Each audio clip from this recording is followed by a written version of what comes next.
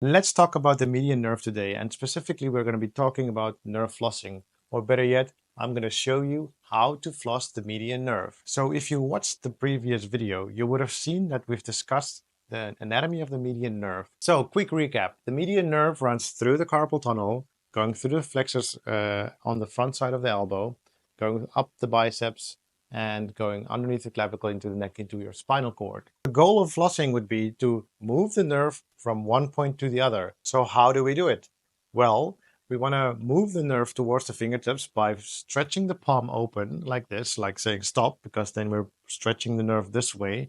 We want to extend the arm because the nerve is running here on the flexor side, on the front side. So this would put some stretch on it towards the fingers.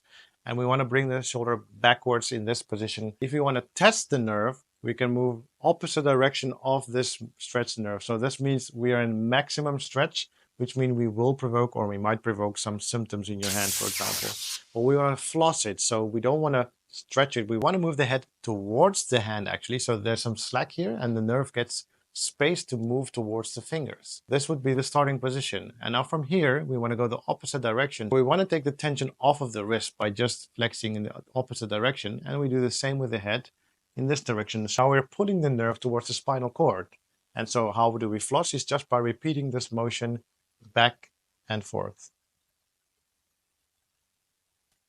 I think now you got a pretty good idea of how to floss the median nerve. And if you also want to know how to floss the ulnar nerve, click on one of these two boxes. I don't know, we'll add it in later.